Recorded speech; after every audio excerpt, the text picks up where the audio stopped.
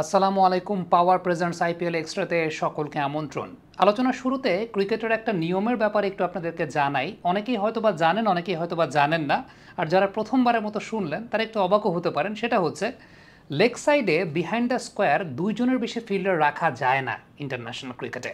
Behind the square বলতে deep square leg বা square leg এবং লং স্টপের মাঝের এই যে জায়গাটা, যে জায়গাটা আপনারা ঠিক এই মুহূর্তে দেখতে পাচ্ছেন, এই জায়গায় দুইজনের বেশি ফিল্ডার আপনি চাইলেও রাখতে পারবেন না। যদি আপনি দুইজনের বেশি ফিল্ডার রাখেন তাহলে সেটা নো বল হিসেবে গণ্য হবে।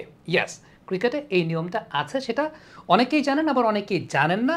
আমি সাম্প্রতিক সময় যাদেরকে জিজ্ঞেস করেছি তাদের কেউই আসলে জানতেন না। আশেপাশে অনেকে আছেন যারা ক্রিকেটও খেলেন নিয়মিতভাবে, তারাও অনেকে জানতেন না। এখন এই নিয়মটা কি অদূর ভবিষ্যতে পরিবর্তন হতে পারে কিনা মডার্ন ডে ক্রিকেটের পার্সপেক্টিভ থেকে? আমি লাস্ট ম্যাচে সূর্যকুমার যাদবের ব্যাটিংয়ের ওয়াগন হুইলটা যদি আপনাদেরকে একটু দেখাই, খেয়াল করে দেখেন সূর্যকুমার যাদব শুধুমাত্র 2টা বাউন্ডারি স্কোরিং শট মনে হয় মেরেছেন সামনে দিয়ে, বাদবাকি প্রত্যেকটা রান সূর্যকুমার যাদব নিয়েছেন বাহাইন্ড দ্য স্কোয়ার। এখন এই যে বাহাইন্ড দ্য স্কোয়ার যখন ফিল্ডার রাখা হচ্ছে মাত্র দুইজন, এবং এখনকার ক্রিকেটে ব্যাটসম্যানরা আসলে ওই পার্টিকুলার জোনগুলো দিয়েই maximum number of shots execute করার চেষ্টা করেন, এমফাসাইজ করার চেষ্টা করেন, তখন এই নিয়মটাতে কি আইসিসি কোনো পরিবর্তন আনতে পারে কিনা?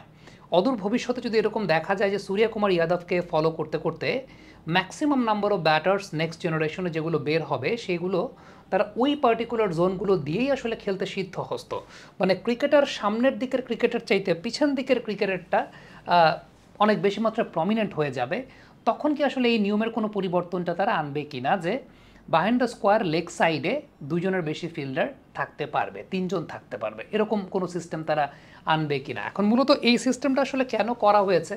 এই সিস্টেমটা করা হয়েছে যে বডি লাইন ডেলিভারি যেগুলো আসলে বোলাররা করেন, সেই বডি লাইন ডেলিভারিগুলো এগুলো অনেক সময় দেখা যায় ব্যাটসম্যানের জন্য অনেক ডিফিকাল্ট হয়ে যায়, অনেক ইনজুরির একটা ব্যাপার থাকে।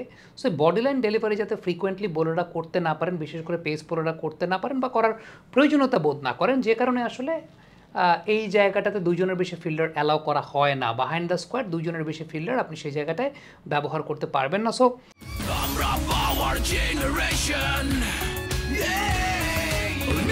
শক্তি চুমুকে অ্যাকশন পাওয়ার চুমুকে অ্যাকশন। এই নিয়মটা নিয়ে আমি সেদিন দেখছিলাম যে আলোচনা হচ্ছিল স্টার স্পোর্টসে, যেটা ম্যাচ পূর্ববর্তী বা ম্যাচ পরবর্তী, খুব সম্ভবত সূর্যকুমার যাদব যখন এই ইনিংসটা খেলেছেন তারপর ম্যাচ পরবর্তী একটা আলোচনায় এক্সপার্টরা সেই ব্যাপার নিয়ে কথা বলছিলেন যে is it the high time or is it the right time to change the law of international cricket that behind the square দুইজন মাত্র ফিল্ডারকে রাখা যায়, এবং batters like Suryakumar Yadav were very much prominent playing shots on those areas. So এই জায়গাগুলো নিয়ে একটা ডিসকাশনের part তো অবশ্যই হতে পারে। তবে এখন পর্যন্ত এই নিয়মটা যখন আছে, সো ব্যাটসম্যানরাও এখন চেষ্টা করেন অনেকাংশে যে ওই ধরনের এরিয়াগুলোতে, যে সমস্ত এরিয়াতে ফিল্ডার কম থাকে, সেই এরিয়াগুলোতে নিজেদের এক্সপার্টিসটা বাড়ানোর জন্য। সো আপনাদের কাছে কি মনে হয়? কমেন্ট বক্সে যেটা লিখে পাঠাবেন যে সূর্যকুমার যাদবদের মতো ব্যাটসম্যানদের জন্য এই পার্টিকুলার জায়গাটায় পরিবর্তন আসতে পারে কি না। কমেন্ট বক্সে আপনার মন্তব্য, মতামত লিখে পাঠাবেন।